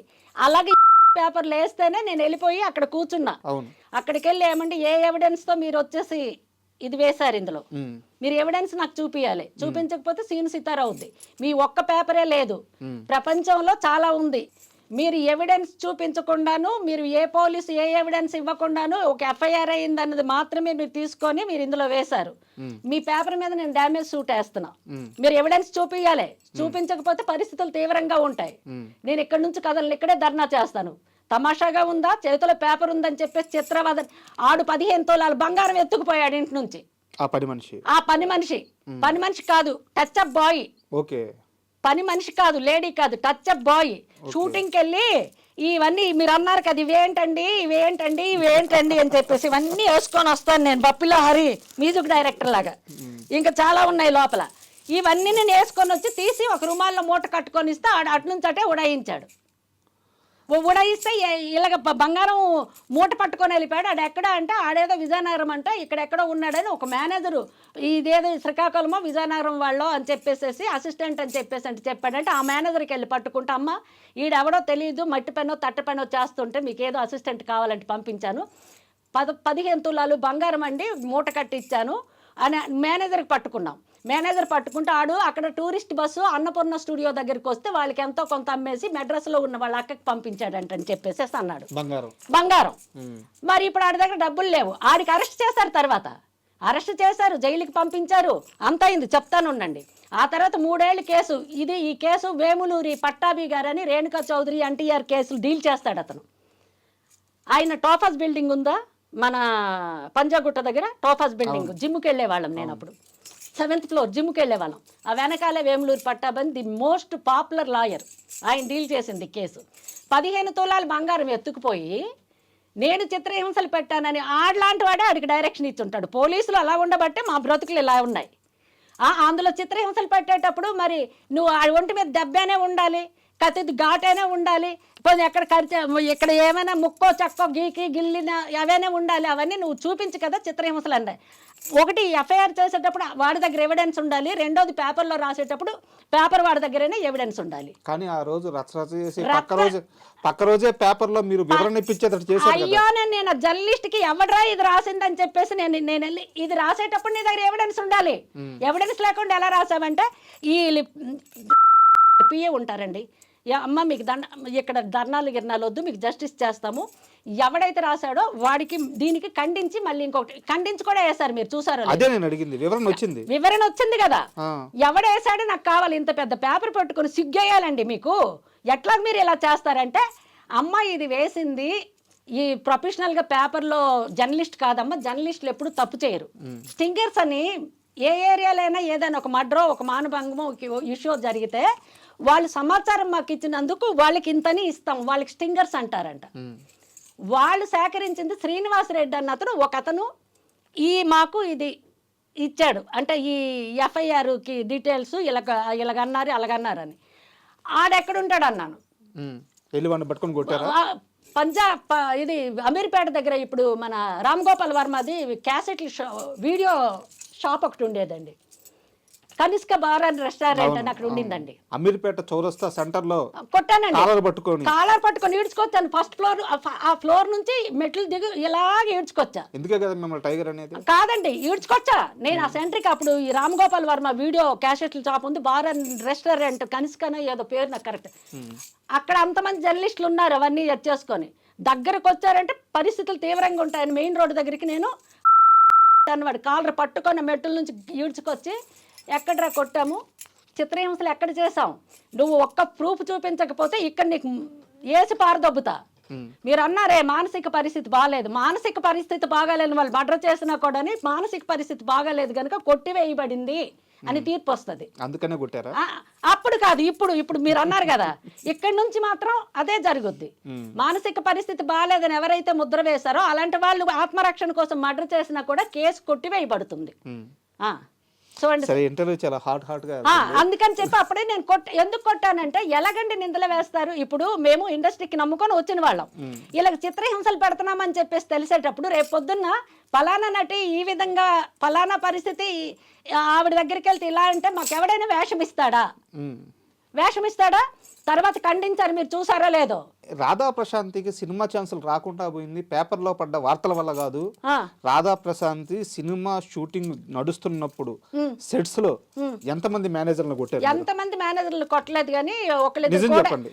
కో డైరెక్టర్ని కొట్టాను, ఇద్దరిని, ఒక మేనేజర్ని కొట్టాను. ఎందుకు అంటే ఎర్ర సూర్యుడు షూటింగ్ అప్పుడు ఇప్పుడు పెద్ద ప్రొడ్యూసర్ అయిపోయాడులేండి ఆయన. ఎందుకులే ఇప్పుడు స్టార్ ప్రొడ్యూసర్లు స్టార్ హీరోలు వాళ్ళ అబ్బాయిలు. అప్పుడు ప్రొడక్షన్ మేనేజర్ అతను. బట్టలు మార్చుకుంటుంటే నేను ఇలాగ తలుపు తీస్తే నేను బట్టలు మార్చుకుంటున్నానండి సారీ అని గడపెట్టిన తర్వాత దబా కొడుతున్నాడు. ఎందుకు అక్కడ ఇరిటేషన్ వచ్చింది నాకు. జాకెట్ చీర మార్చుకోవాలి, చేంజ్ అన్నారు డ్రెస్, దబా కొడుతుంటే నాకు తేళ్ళు జర్లు, అప్పటికే నాకు బ్లడ్ ఉడుకుతుంది లోపల. ఒకసారి చెప్పా నీడావుడు ఆడ తర్వాత వీడు కో బ్రదరా ఎవడ వీడి కథ ఏంటో చూద్దామని చెప్పేసి డోర్ తీశాడు. చూస్తే వీడే శోభన పెళ్లి కొడుకులాగా నిల్చున్నాడు హీ అని చెప్పేసి. ఏంటి కథ అన్న, ఏంటి మీరు పెద్ద గ్రేట్గా ఫీల్ అవుతున్నారు, అవుట్డోర్కి వెళ్తే ఆ చెట్టు దగ్గర ఇలా పక్క తిరిగి మార్చుకుంటారు, మీరు ఇట్లాగ వచ్చేసి గెడలు పెట్టి మీరు ఇలా తలుపులు వేసి మార్చుకుంటే ఇండస్ట్రీలో ఉన్నట్టే చాలా మందికి చూసాం ఇలాంటి వాళ్ళకని అన్నాడు. ఆహా మంచిదే, నేను కూడా చాలా మందికి చూసే వచ్చాను, నక్సలైట్ల బ్యాక్గ్రౌండ్ అమ్మ మాది అక్కడ. నేను నాతో చదువుకున్న వాళ్ళందరూ నేను అక్కడ ఇదిగో న్యాయం జరక్క అందమ్మడి వెళ్ళిపోయారు, నేను పొరపాటుని ఇటు వచ్చాను. అర్థమైంది కదా, ఏంటి కథ చెప్పంటే చాలా మందికి చూసామా, నేను చూసాను పద్ధతి తేల్చుకుందామని చెప్పేసి. అంటే ఏంటి తేల్చుకునేది, నేను ఇక్కడే ఉంటాను, నువ్వు మార్చుకోవాలి, నేను ఇక్కడి నుంచి కదలను అన్నాడు. అంతే, సరే నువ్వు అక్కడే ఉండు, నేను కూడా నేను మార్చుకున్న తర్వాత నేను ఇక్కడ ఏదో సెటిల్ చేసుకుంటానని చెప్పేసి లాగే అక్కడే. మరి అది తిరగటం లేదు వెళ్ళటం లేదు, నేను ఎక్కడ మార్చుకోవాలి. ఒక్క తన్నాక ఆ కాలర్ పట్టుకొని చెల్లపద డైరెక్టర్ దగ్గరికి అన్నా, నువ్వు ఇక్కడ ఉంటుండగా మార్చుకోవడానికి నాకు తాళి కట్టిన మొగుడువా కాదు, నువ్వు ఉంటుండగా నేను మార్చుకోవడం అంటే తాళి కట్టిన మొగుడైనా మూడు బాగుంటే ఎస్ అనాలి, లేకపోతే దొబ్బియాలి. నాకు మూడు వచ్చింది అంటే యాక్ట్లో కూడా బలవంత చేయకూడదండి భార్యకి. పతివ్రత అయితే సహకరించవచ్చు, నేను కాదనలేదు, మీరు చెప్పేది కరెక్టే. ఇప్పుడు నేను కాదనలేదు, భర్త ఇప్పుడు అలాగే సహకరించకపోతే బయట తిరుగుతాడంట. ఇక్కడ సహకరించినా ఇక్కడ అందంగా ఉన్నా కూడా బయట కొంపలు పెట్టుకొని కొల్లేర్లు అవుతున్నాయి కదండి జీవితాలు. అక్కడ ఏంటి అంటే నేను ఇక్కడే ఉంటాను, నువ్వు మార్చుకోవాలన్నాడు. అక్కడే నువ్వు ఉండు, నేను చేయాల్సింది చేస్తానని ఒక తాపుతున్నాను, ఫిల్టర్ పట్టేసుకొని తీసుకెళ్ళాను. సరే, నేను నెంబర్ ఆఫ్ ఇన్సిడెంట్స్ గురించి వెళ్ళట్లేదు, నాకు తెలిసి ఇది మొదటిది కాదు, అంతకు ముందు జరిగింది తర్వాత జరిగింది. కానీ మీరు ఖండించింది మరి పేపర్ వాడు తప్పుగా ఇకపోతే ఎందుకు ఖండించాడు అన్నది యాజ్ ఎ జర్నలిస్ట్ గా మీకు ఐడియా ఉందా? తప్పు లేదు కాబట్టి ఖండించాడు కదా. చిత్రహింసలని రాపించింది పోలీసోడు, ఆ పేపర్ని హైలైట్ చేయడం కోసం స్టింగర్ అనేవాడు రాంగ్ న్యూస్ తీసుకొచ్చి వాడి కమిషన్ వాడు ఇప్పుడు తీసుకున్నాడు. నేను అడగడానికి కారణం కూడా అదే, ఆ రోజు మీ తప్పు లేదు అని చెప్పడానికే నేను అడగడానికి కారణం. అండ్ ఈ విషయంలో కూడా మీరు మేనేజర్ని కొట్టింది కూడా, అతన్ని ఎవరు మేనేజర్ కానీ లేకపోతే ఆ కో డైరెక్టర్ కానీ మీరు కొట్టింది కూడా అక్కడ ఏం జరిగిందో చెప్పడానికే నా ఉద్దేశం. సో మీరు ఆ రోజు ఇప్పుడు ఎవరైతే స్టార్ ప్రొడ్యూసర్ అని చెప్తున్నారు కదా, ఆయన కొట్టింది అలా మీరు సినిమా సెట్లో కొట్టడం మొదటిసారి కాదు. మరి ఆయన నేను ఉంటుంటాను మార్చుకో, నేను ఇక్కడ నుంచి వెళ్ళను, నువ్వు మార్చుకో అంటే అది ఎంతవరకు కరెక్ట్ మీరు చెప్పండి. మీరు చేసింది కరెక్టే, అది మొదటిసారి కాదు. మొదటిసారి కాదు, వాళ్ళ పక్కల మీద పడుకోవాలి ఒక విధంగా చెప్పాలంటే నా భాషలో. అలాంటి వాళ్ళు వేషాలు అలా అడిగితే ఇంకేమైనా ఉంటుందండి అక్కడ షూటింగ్ బదులు ఇంక వేరే జరుగుద్ది, వదిలేసేయండి. నాకు ఇంతవరకు అలాగ అడిగేవాళ్ళు ఓపెన్ అయ్యేవాళ్ళు లేరు. ఇష్టం ఉంటే అది వేరే, ఇష్టం ఉంటే ఆడు అడగక్కర్లేదు, ఇది ఏదో వస్తుందంటే అది. నాకు మీరు తక్కువ రెమ్యునరేషన్ ఇచ్చినా పర్వాలేదు అని చెప్పేసేసి నేను యాక్ట్ చేసేటప్పుడు ఇష్టం ఉంటే పెట్టుకుంటాడు, లేకపోతే లేదు. మీ కోపం, మీరు వెళ్ళే తీరు, మీ అగ్రెషన్ ఇవన్నీ చూసి ఒక స్టార్ హీరో పిలిచి, రాధా ఇండస్ట్రీ ఇలాగే ఉంటది, నువ్వు కాస్త సర్దుకుపోయి ఇంత అగ్రెసివ్గా కాకుండా స్మూత్గా చెప్పుకుంటూ ఇలాంటి వెధవల్ని దాటుకుంటూ ముందుకెళ్ళాలి, ఇక్కడ కాస్త సర్దుకొని పోవాలి, నేను తప్పు చేయమనట్లా, కానీ తప్పు చేయమని అడిగే వాళ్ళని సున్నితంగా తప్పించుకొని వెళ్ళు, అలవాటు చేసుకో అని మీకు సున్నితంగా చెప్పిన ఒక స్టార్ హీరో ఉన్నారు. ఎవరు స్టార్ హీరో? ఎవరబ్బా? ఎవరు మీకు ఈ మాటలు చెప్పింది? ఏఎన్ఆర్ గారు చెప్పలేదా మీకు ఈ విషయాలు? ఏఎన్ఆర్ గారు చెప్పారు. ఏఎన్ఆర్ గారు ఎందుకంటే నేను ఆయనకి మర్చిపోయాను, ఫస్ట్ అడ్వైజ్ ఇచ్చింది అతనే. సినిమా ఫీల్డ్లో ఉండాలి అంటే అమ్మ అన్ని రకాల వాళ్ళు ఉంటారు, నువ్వు చూస్తే పల్లెటూరు నుంచి వచ్చిన ఒక లంగా ఓని ఆ 2 జడలు ఆ టైప్ కాదమ్మా ఇండస్ట్రీ. అన్ని అటు సముద్రంలో ఎన్ని జంతువులు ఉంటాయో ఇక్కడ అన్ని రకాల మనుషులు ఉంటారు. ఆయన నిజంగా ఆయనకి, నన్ను క్షమించండి, ఏఎన్ఆర్ గారు, ఎన్టీఆర్ గారు వాళ్ళు ఎక్కడున్నా వాళ్ళు మాకు ఆదర్శం. మాలాంటి ఆర్టిస్టులు ఎంతోమందికి వాళ్ళు ఉన్నా లేకున్నా ఆదర్శం. దాసరి గారు, రామానాయుడు గారు, ఎందుకంటే వాళ్ళు ప్రపంచాన్ని మంచో చెడో అందరూ తప్పులు చేస్తారండి. ఇప్పుడు మేము కూడా నేనేదో పెద్ద గ్రేట్ అని చెప్పటం లేదు, నాకు కోపం లేదు, ఇంకొకటి లేదు, నేను అక్కడ నిల్చుంటాను మార్చుకోవాలనుకుంటే మీకైనా కోపం వస్తుంది, మీరు నా ప్లేస్లో ఉంటే. ఇప్పుడు మీకు అదే కేసు ఏదైతే ఇప్పుడు జర్నలిస్టు తప్పుడు రాతలు రాశాడో, పోలీసుడు తప్పుడు కేసు పెట్టాడో, మీకైనా అంతే రక్తం ఉడుతుంది. అది అయిపోయిందా? ఇవన్నీ నన్ను తొక్కేయటానికి చేసిన ప్రయత్నాలు. అక్కినేని గారు అయితే మాత్రం అన్నపూర్ణ స్టూడియోకి ఆయన రూమ్ ఒకటి ఉండేదండి, ఒక రాక్ ఉంటుంది లోపల, ఇప్పుడు కూడా అది ఆ రూమ్ ఉండొచ్చు. అప్పుడు ఆయన ఆఫీస్లో కూర్చుంటే వెళ్ళేవాళ్ళం, ఈ అడ్వైజులు ఇచ్చేవాళ్ళు. వాళ్ళు కీలు గుర్రం అప్పుడు ఏం జరిగింది, మనవరాలు అదేది మీనా యాక్ట్ చేసింది, సీతారామయ్య గారి మనవరాలు, అక్కడ ఏం జరిగింది, ఈ మొత్తం అప్పుడు కీలుగురం సినిమా అప్పుడు ఇప్పుడు అంత ఇది లేవు కదా, ఇవేవో కొబ్బరి డొప్పల్లో వెన్ను పెట్టుకునే వాళ్ళు ప్యాడింగ్స్. అప్పుడు ఇప్పుడున్నంత ఆయన గుర్రం మీద కూర్చొని వెనక్కి హీరోయిన్ ఉంటే ఇలా తగలంగానే ఆయన వీపుకి గుచ్చేసేవంట. అదంతా షూటింగ్ అయ్యేటప్పటికి వీపు చూస్తే మొత్తము కమిలిపోయి ఉంటుందంట అతనిది. ఇవన్నీ నాతో చర్చించి ఆయన ఏమన్నారంటే, చూడమ్మా సార్, ఎవరికైనా మీరు పెద్దవాళ్ళు మీరు రికమెండ్ చేస్తే తీసుకుంటారు సార్, ప్లీజ్ సార్, మేము ఇండస్ట్రీకి నమ్ముకొని వచ్చిన వాళ్ళం, స్టేజ్ ప్రోగ్రామ్స్ చేసుకుంటూ వచ్చాను సార్ నేను, మీరు ఒక్క పిక్చర్కి, ఎందుకంటే నేను 2-3 ప్రోగ్రామ్స్కి చీఫ్ గెస్ట్లుగా, ఆయన చీఫ్ గెస్ట్, నేను కూడా కొత్తగా వచ్చాను ఏదో సెలబ్రిటీ అని, వంశీ రామరాజు గారని ఆయన చేసే ప్రోగ్రామ్స్లో దాసరి గారికి, నాకు, సి నారాయణ రెడ్డి గారికి, అక్కినేని గారికి కొన్ని ప్రోగ్రామ్స్కి ఇన్వైట్ చేస్తే నేను వెళ్ళేదాన్ని. అక్కినేని గారికి అలా పరిచయం, కొంచెం దగ్గరయ్యాం. దగ్గర అంటే ఏంటి, మాట్లాడేదానికి కొంచెం చనువు. అప్పుడు అనమాట, సార్ ఎప్పుడు ఉంటారో తెలుసుకొని వాళ్ళ మేనేజర్కి ఫోన్ చేసి ఇక్కడ వెళ్ళి, మాణిక్యరావు అని ఒక అతను ఉండేవాడు ఎక్కడ మన అన్నపూర్ణ స్టూడియోలో మేనేజరు, వాళ్ళకో వీళ్ళకి వచ్చే సార్ ఉన్నారంటే కారు వేసుకొని వెళ్ళిపోవటం. ఇతను నాకు ఇచ్చిన సలహా ఏంటంటే, చూడమ్మా మా మనవరాలు సుప్రియ ఉంది, మాకు ఓన్ స్టూడియో ఉంది, వాళ్ళ మేనమామ కూడా టాప్ హీరో, నేను వాళ్ళ తాతను, మరి నేను కొన్ని సినిమాలు చేశాను, మరి మా మనవరాలకి మేము ఎందుకు ఇండస్ట్రీలో నెంబర్ 1 హీరోయిన్గా చేయలేకపోయాము? కొన్ని ఉంటాయి, మాకు మేము సుయ్యలున్న సముద్రం చూడటానికి పెద్దగా ఉంది, తాగడానికి నీళ్లు పనికిరావన్నట్టు కొన్ని చెప్పుకున్నవి, కొన్ని చెప్పుకోలేనివి. ఇండస్ట్రీలో కంపల్సరీ అది ఉండాలి, కమిట్మెంట్. అదే ఇప్పుడున్న భాషలో అది లేదు, అది కాదు అనేటప్పుడు ఒకవేళ ఎవరైనా ఇలాగా పొరపాటున అందరూ నిన్ను ఇలాగా మనకి సోపు పెట్టి తోమి పామి అడిగే వాళ్ళు ఉండరమ్మా. వాళ్ళకి మేము ఇది ఇస్తాం, మాకు ఇది కావాలి అంతే, కండిషనల్గా ఉంటారు. అప్పుడు మీరు ఏం చేయాలి అంటే, ఓకే ఇష్టం లేదు, మొహం నేను చిట్లించుకుని ఇలా ఉండేదాన్ని, తెలీదు, ఇలా ఉండకూడదు. Okay sir, thank you sir, okay sir, తప్పకుండా చూద్దాం సార్, సెకండ్ నీకు ఇష్టం ఉండదు, కష్టంగానే ఉంటుంది. లోపల ఆడేమైనా అంటే, లోపల నువ్వు ఇంటికి వెళ్ళి అద్దం ముందు ఉండి విజృంభించు ఎస్వీఆర్ లెవెల్లో. నీ అమ్మ dash dash how dare you say, అలాగంటావా ఇలా అంటావా, ఎక్కడొద్దు, అది సెట్లో వద్దు. అక్కడ ఓకే సార్, తప్పకుండా సార్, అలాగే సార్, చూద్దాం సార్, ఓకే, ఇలా యాక్ట్ చేయాలి. నువ్వు స్క్రీన్ మీద యాక్ట్ చేయడం కాదమ్మా, నిజ జీవితంలో యాక్ట్ చేయటం నేర్చుకో. ఇప్పుడు దాకా నేను అడిగిన ప్రశ్నలకు కారణం కూడా అదే. ఎక్కడా రాధా ప్రశాంతి తప్పు చేయలేదు, తప్పు జరుగుతున్నప్పుడు ఖండించకుండా బయటికి రాలేదు. కాకపోతే రాధా ప్రశాంతి మీద పడ్డ ఒకే ఒక్క ముద్ర ఏంటంటే ఆ అగ్రెసివ్ నేచర్. ఏఎన్ఆర్ గారు మీకు సలహా ఇచ్చినట్టు మీరు ఆ యాక్టింగ్ చేయలేకపోయారు నిజ జీవితంలో రాలేదండి. రాజా గారు మీ ఐ డ్రీమ్ స్టూడియోలో ఉండి నేను కళామా తల్లి సాక్షిగా చెప్తున్నాను, నాకు తెలిసి తెలియక చిన్నప్పుడేవో కొన్ని తప్పులు అంటే మాట ద్వారా కానీ ప్రవర్తన ద్వారా కానీ ఎలాగైనా అందరము చేస్తాము.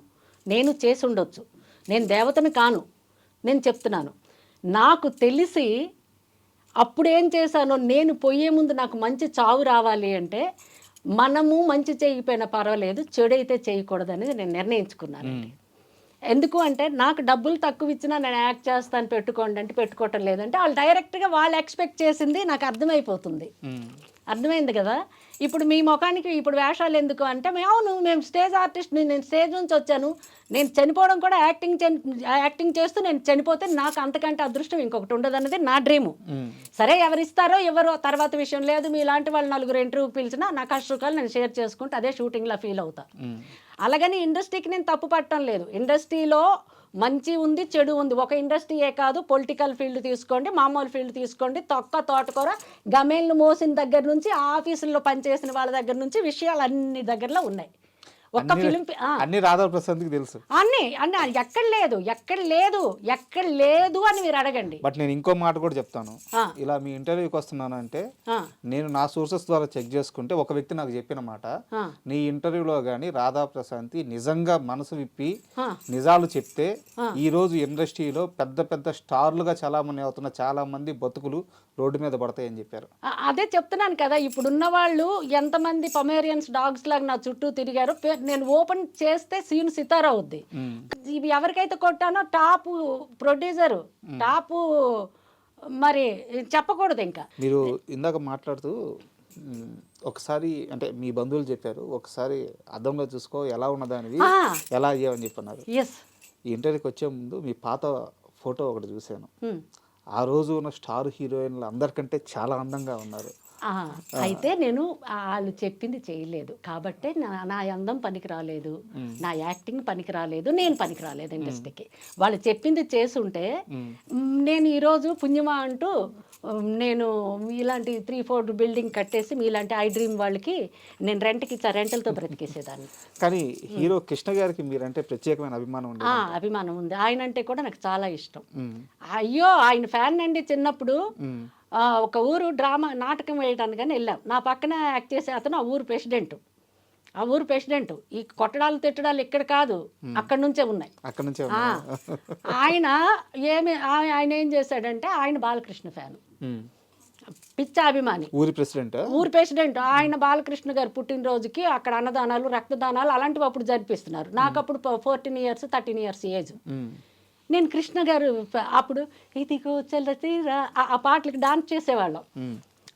అది చుక్కల తోటలో ఎక్కడున్నావో ఈ పాటలన్నిటికీ డాన్స్ చేసేవాళ్ళం. నేను, నా క్లాస్మేట్ ఇంకొక అమ్మాయి, ఇతని ఫ్యాన్ని.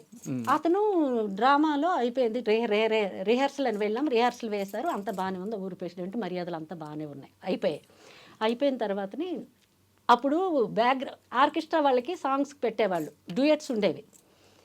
అతను ఏం చేశారు, బాలకృష్ణ ఫ్యాన్ కదా, బాలకృష్ణ సాంగ్కి ముద్దులు ముద్దులు మామయ్య అందులో పాట అతను డాన్స్ అంటే మా ఇద్దరికి డ్యూయట్. నేను అన్నాను అది ఓకే, అది ఒకటి పెట్టండి, కృష్ణ గారిది కూడా ఒకటి పెడదామండి, ఆయన అంటే నాకు చాలా ఇష్టం. అంటే ఏంటి అన్నాడు. నాకు చూడండి అప్పుడు నా ఏజ్ అంతా 13 సంవత్సరాలు, స్కర్ట్ బ్లౌజ్, కానీ లంగా అదే చీర, మరి డ్రామా అంటే తప్పదు కదండి. అక్కడ సాంగ్ వద్దంటాడు, కాలిందండి నాకు. అక్కడ ఒప్పుకొని ఇక్కడ ఏంటి ఇది పిచ్చి వేషాలు వేస్తున్నాడు అనుకొని చెప్పేసి అంటే, లేదండి ఆ సాంగ్ వేయకపోతే నాకు ఆపేసేయండి డ్రామా, నేను వెళ్ళిపోతాను తెల్లవారంటే. ఈ ఊరు దాటి ఎలా వెళ్తావో చూస్తాను, ఈ ఊరికి ప్రెసిడెంట్ నేను చెప్పినట్టే దబ్బీరా నాయన, నేను ఎంతమందికి చూశాను. అప్పుడే పడిపోయిందా అంటే సరే అని చెప్పేసేసి వీడేం చేశాడు, ఆ లోపల గొడవ అవుతుంటే ఇక్కడ అరుస్తున్నారు, కేకలు, గొడవ అంటే జనాలు వచ్చేసారు బాగా, ఈ డాన్స్ ఇదంతా. లోపల వచ్చి ఒక అతను కాంప్రమైజ్ చేసి వెళ్ళు ఏదో ఒకటి చెయ్యండిరా, ముందు జనాలు అరుస్తున్నారా, తెరేసేసి ఇదేంటి న్యూసెన్స్ అంటే ఏదో ఇదప్ప ఈ పాట వేయించారండి. వేయిస్తే వాడు అంతవరకు దూరంగా ఉండి రిహార్సల్లో ఎలా చేశాడో అలా చెయ్యాలండి. అలా చేయకుండా డిస్కో ల్యాంప్, ఈ డిస్కో ల్యాంప్ ఆన్ చేసేస్తే చీకట్లో చిన్నమ్మో పెద్దమ్మో తెలియదు, ఆడు పట్టుకునేది ఎక్కడో తెలియదు. ఆడు కొంచెం వచ్చి కొంచెం అప్పుడు ఆ స్టెప్పులు వేయకుండా స్టెప్పులకి బదులు నా భుజంకి ఇట్లాగా గట్టిగా పట్టుకునేదానికి ట్రై చేశాడండి. అక్కడే 4 పీకి 2 తన్నులు తన్ని, ఏంటి ఆ డిస్కో ల్యాంపులు ఇది డాన్సో తెలియదు, తన్నుకోవడమో తెలియదు. డిస్కో ల్యాంపులు చూడండి, పెద్ద వంశీ గారి సినిమాలో ఇది కనక మహాలక్ష్మి రికార్డింగ్ డాన్స్ ట్రూప్, తనికెళ్ళబారిని ఇలా తిప్పుతా ఉంటే ఒక కన్నుతో ఇలా చూసి ఆ లైట్ చుక్కు చుక్కు చుక్కు అలాగనమాట. ఆడు వాళ్ళు రెచ్చిపోయారు, ఇది ఒప్పుకోవటం లేదు, ఆ సాంగ్ ఏమంటుంది, గొడవ చేస్తే కూడా ఈ ఊరు ప్రెసిడెంట్ అంటే కూడా దెబ్బేమంటుందని, ఇది గట్టిగా పట్టేసి వదలకుండా అట్లా పట్టుకోరు అని చెప్పేసి ప్రోత్సహిస్తే అలా పట్టుకుంటే అక్కడే తన్ని ఫిల్ట్ పట్టుకుని కొట్టి దొబ్బిరా నువ్వు ఇచ్చిన డబ్బు ఏంటి అన్ని చూసి వచ్చిన వాళ్ళు కోటలు కోట్లు కూడా చూసిన దాన్ని నేను. నాకు అవి ఉన్నా లెక్కలేదు, పోయినా కూడా లెక్కలేదు, నిండుకుండా తొనకదన్నట్టే ఉంటాను నేను. అంటే అక్కడ గొడవ అయిపోయిందండి, ఈ తన్నేసేసి కొట్టేసేసి అది అయిపోయింది కదా సీను. మరి సితార తెరవేసేశారు, మరి డ్రామా ఇంకా క్యాన్సిల్ అని చెప్పేసి అనౌన్స్ చేశారు. ఆ జనాలు ఏమో గొడవ చేసి గ్రీన్ రూమ్ దగ్గరికి వచ్చి చాలా అది చేస్తారు. నేను నా మూడు బాగాలేదు, నేను చేయనండి అనుకోనంటే ఏదో ఇది చేశారు. ఆ చెక్క బుచ్చక్క డ్రామా అయితే కంప్లీట్ చేశారు మొత్తానికి. ఆ జనాలు వాళ్ళు వీళ్ళు వచ్చి అంటే పరుగు పోద్దని తెల్లవారు నేను డబ్బులు ఇవ్వను, బండి కూడా ఆ ఊరుకి బస్సుకి వెళ్ళాలంటే 2-3 కిలోమీటర్ల దూరం వెళ్ళాలండి. ఈ తెరలు ఇవన్నీ డ్రామా ఇవన్నీ కట్టిన వాళ్ళు ఉంటారు కదా, వాళ్ళు పెట్లు పేడలు వాళ్ళు ఏవో సర్దుకుంటున్నారు. నువ్వు నడిచి వెళ్తావో మామూలుగా వెళ్తావో ఎలా వెళ్తావు వెళ్ళు, మేము బండి పెట్టం, రాత్రి నాకు తన్నావు కొట్టావు, నా ఊరికి వచ్చి నీకు ఎంత ధైర్యం ఉండాలి, నీ డబ్బులు దొబ్బేసి నీ డబ్బులు ఇస్తే ఎంత ఇవ్వకపోతే ఎంత అని చెప్పేసేసి ఈ స్క్రీన్లు కడతారు కదా వెనక్కి. అవును. ఆ అబ్బాయికి అసిస్టెంట్గా వరే బాబు మీ అబ్బాయికి ఆ రోడ్డు వరకు పంపించు, ఆ రోడ్డు దగ్గర బస్సు ఎక్కి వెళ్ళిపోతానని వాళ్ళకి రిక్వెస్ట్ చేస్తే వాళ్ళ అబ్బాయికి ఇస్తే నా పెట్టి, ఎందుకంటే బట్టలు మార్చుకుంటాం కదా, అసిస్టెంట్ ఉంటాడు కదా, అసిస్టెంట్ వీడు నేను ముగ్గురం కలిపి ఆ రోడ్డు మీదకి వెళ్తే ఆ బస్సు ఎక్కి వెళ్ళానండి. ఇదంతా చెప్పారా కృష్ణ గారికి? అంత నాకు అవకాశం రాలేదు, కానీ ఆయన అంటే మాత్రం నాకు పిచ్చా ఇష్టం ఉండే చిన్నప్పుడు. మరి ఇంతమందిని ఇంత స్ట్రిక్ట్గా దాటుకొని వచ్చారు మీరు, మీ వారి విషయంలో దొరికిపోయారు కదా. మా వారి విషయంలో నేను దొరకలా, నాకు స్పందన ఉండదు, మీకు తెలుసో లేదు. నాకు ఈ ప్రేమలు దోమలు ఇలాంటి ఫీలింగ్స్ అంటే మీరు ఆడవాళ్ళు కారా అని చెప్పేసి మీరు ఇంకొక క్వశ్చన్ వేయొచ్చు. ఐఎమ్ సారీ, ఫీలింగ్స్ అంటే చిన్నప్పటి నుంచి కష్టాలు చూసా. సుఖం అంటే ఎవరికి అక్కర్లేదు చెప్పండి, అందరికీ కావాలి. నాన్నగారు చిన్నప్పుడు చనిపోయారు, నాన్నగారు లేరు కాబట్టి 3 పిల్లలు, అంటే 3 ఆడవాళ్ళము ఒక తమ్ముడు. ఈ 3ని నాన్నగారు చనిపోయిన తర్వాత మా ఆస్తులేమో కౌలుకు చేసుకున్న వాళ్ళు స్వాధీనం చేసుకొని మేము కోర్టులో మా అమ్మ 20 సంవత్సరాలు తిరిగింది, అంటే మా భూములు మాకు రావాలి అని. ఇంట్లో ఇత్తడి బిందులతో సహా కోర్టు ఫీజులకు తాకట్టు పెట్టిన రోజులు నేను చూశాను. మరి అలాంటప్పుడు నేను బాధ్యత తీసుకొని వీళ్ళు పెళ్ళిళ్ళు వీళ్ళు మంచి చెడ్డ చూడాలి అన్నది ఒకటి పెట్టుకున్నాను. అప్పుడే కలెక్టర్లు మినిస్టర్లు శ్రీకాకుళం జిల్లాలో ఐఏఎస్లే తిరిగేవాళ్ళు. మిమ్మల్ని పెళ్లి చేసుకుంటాను బాబు మీ అంటే మా అమ్మ అనేది ఏమే మా కష్టాలు మాకు ఉంటాయి, అంత పెద్దవాళ్ళు వచ్చి అడుగుతున్నారు, నువ్వేనే సుఖపడతావు, చేసుకోయమ్మా, పోనీ మేము ఏదో చేసుకొని మా బ్రతుకులేవో మేము బ్రతుకుతాం, ఎన్నాళ్ళు మా కోసం నువ్వు ఉంటావు, ఈ డ్రామా నాటకం ఇంకొకటో సినిమానో, వద్దమ్మా నీ జీవితం నువ్వు చూసుకో అంటే, లేదమ్మా నాన్నగారు ఉంటే ఈ బాధ్యత చూసేవాళ్ళు, కదా నేను లేకపోతే ఇప్పుడు వీళ్ళు రేపు పొద్దున్న ఏ రాంగ్ స్టెప్ ఎటు వెళ్ళిపోయేటు ఏ బండి ఏ గాడిలో పడుతుందోనని అందరికీ పెళ్ళిళ్ళు చేసి అందరికీ ఒక దారి చూపించి, తరువాత నేను చేసుకోవాలని కాదండి, వాళ్ళు అంటే నన్ను చూశారు. నా పుట్టినరోజుకి మా అక్క వాళ్ళ మరిది గారు విజయవాడ నుంచి వస్తే ఈయన క్లాస్మేట్స్ అంట లయోలా కాలేజీలో, వాళ్ళతో పాటు ఈయన వచ్చి చూశాడు. అక్కడి నుంచి అనమాట నైట్ టైం అనమాట ఫోన్లు, మా వదిన గారు మా బ్రదరు మాట్లాడటం. మా వదిన అంటే మా మేనమామ కూతురు, మా అమ్మ వాళ్ళ అన్నయ్య కూతురు, మా ఇంట్లో ఉండేది. వాళ్ళకి పొలాలు అవన్నీ ఉన్నాయి, ఊర్లో వాళ్ళ అమ్మ వాళ్ళు చూసుకునేవాళ్ళు. ఈవిడ నా దగ్గర ఉండేది సినిమా ఫీల్డ్కి. మా అమ్మ మాత్రం ఊర్లో ఉండేది. ఈవిడికి ఏం తెలియదు, ఆవిడ ఇలా అడ్డగుండారులా కడతాది ఇలాగా, అంటే అక్కడ మన శ్రీకాకుళం జిల్లా అలా. ఆవిడకేం తెలియదు. వదిన గారు మా బ్రదరు వాళ్ళంతా ఇక్కడ ఉండేవాళ్ళు. మీకోసం చనిపోయడానికి కూడా ఏదో సూసైడ్ చేశారంట కదా. అయితే నేను ఫోన్లు చేస్తుంటే మామిడి పళ్ళు సీజన్ అప్పుడు వాళ్ళకి వచ్చేసి ఒక 500 ఎకరాలు అన్నీ ఉన్నాయి భూములు, మామిడి తోటలు అవి. ఒక కాలేజ్ కూడా అక్కడ కట్టారండి, గవర్నమెంట్కి ఇచ్చేసారు. న్యూజివీడ్కి వెళ్ళే తోవలోనే ఇప్పుడు కొన్ని కోట్లు అవుద్ది అది.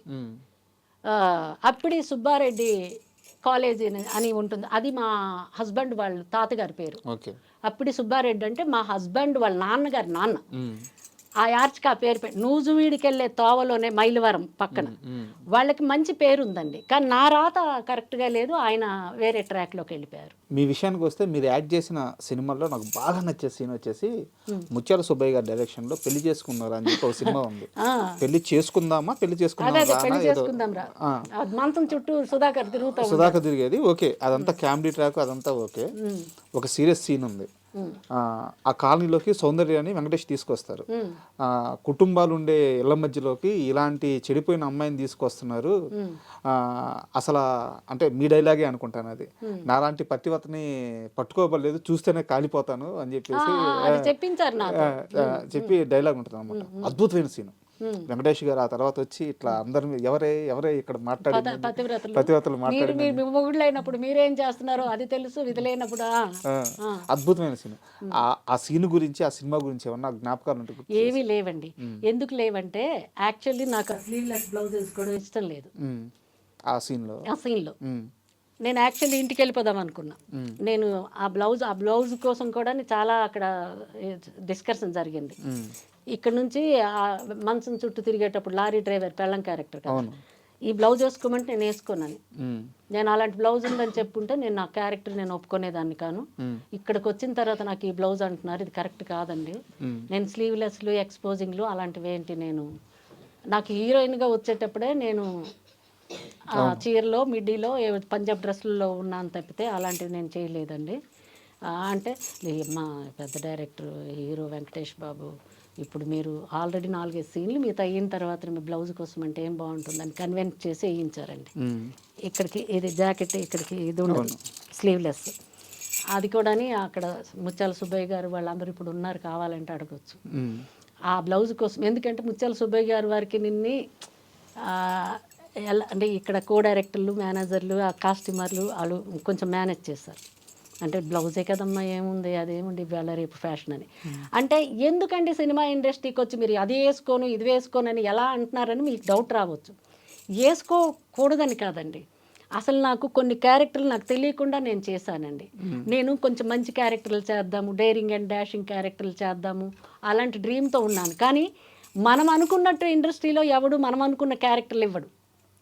అలా అనుకుంటే మనమే సొంతంగా సినిమాలు తీసుకోవాలి. ఆ తర్వాత నాకు అర్థమైందండి, అప్పట్లో తెలియక కొన్ని తప్పులు నేను చేశానండి. చెప్పాను కదా, నాకు తెలియక ఏమంటే స్టార్ హీరోల పక్కన ఆఫర్ వస్తే కూడా ఒక్క సాంగ్ చేస్తే ఐటమ్ డాన్సర్ లాగా పేరు వస్తుంది, నేను చేయను. బాలకృష్ణ గారితో కూడా మీరు సినిమా చేయాలి కదా? Balakrishna second heroine. ఏ సినిమా అది? అది వైజాగ్లో షూటింగ్ అవుతుందండి. వాణి విశ్వనాథ్ అందులో హీరోయిన్. సెకండ్ హీరోయిన్కి నాకు అడిగారు, అతను సుధాకర్ రెడ్డి కెమెరామ్యాన్, వాళ్ళ కెమెరామ్యాన్.